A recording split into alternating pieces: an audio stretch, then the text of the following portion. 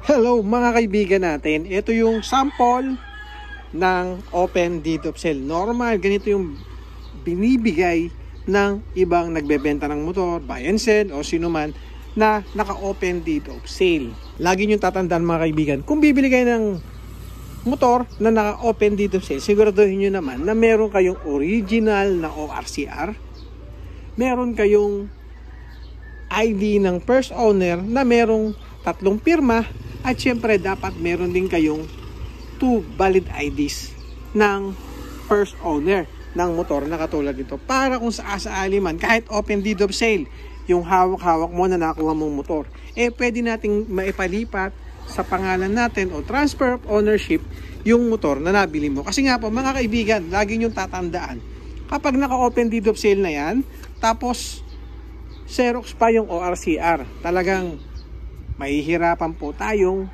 magpalipat ng pangalan sa mga bibilhin nating motor.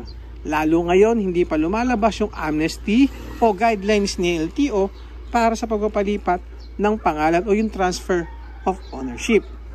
Kaya, kung ako, sa inyo din lang naman, kung kaya nyo bumili ng brand new or installment na motor para nakapangalan sa inyo, is mas maganda.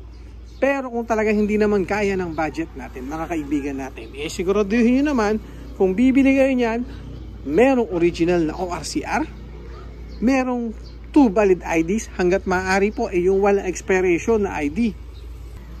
At dapat ay meron itong 3 pirma. Kung first owner yung nabilhan mo, mas maganda, ipanotaryo mo na yung deed of sale na gagamitin mo.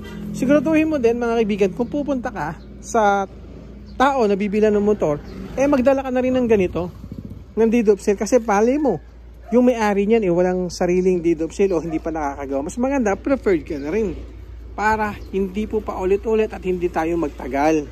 So yun mga kaibigan, ang lagi niyong tatandaan kapag bibili ka ng second hand na motor, yung deed of sale, kahit naka-open yan, basta meron kang original na ORCR, meron kang 2 valid IDs na hindi expired, at syempre kailangan meron tong signature. Okay? Laging kong sinasabi yan, laging kong inuulit-ulit yan sa mga kaibigan sa mga bibili ng motor, kasi nga napakahirap magpalipat ng pangalan o transfer ownership sa ating mga motor. Kasadahan lang natin ng konti kung gaano ba kahirap magpalipat ng pangalan nitong motor na nabili natin. Una, syempre, kung ang nabili mong motor ay hindi po same region kayo, kukuha ka ng CTC. Ito yung tinatawag na Certified True Copy ng mother file niya.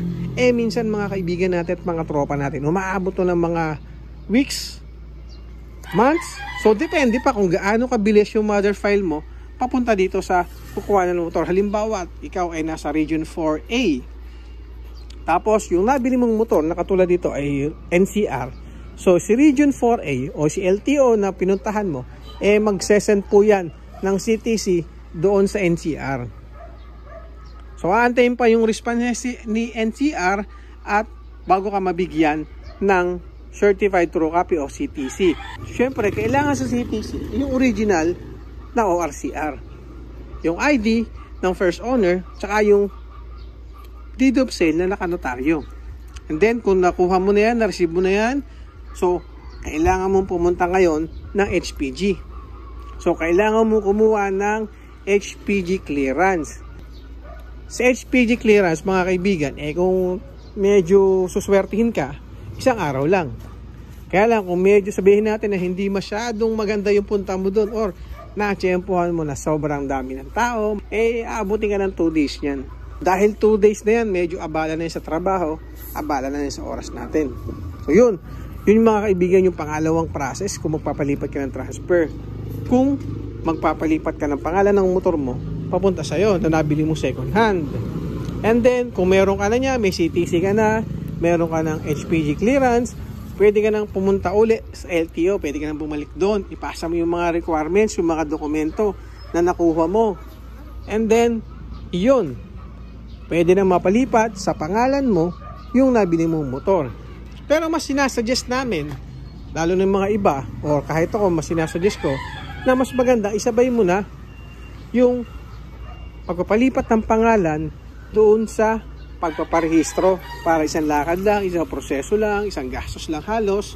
Yun ang mas sinasuggest namin sa mga gustong magpalipat ng pangalan or sa mga bumili ng second hand na motor.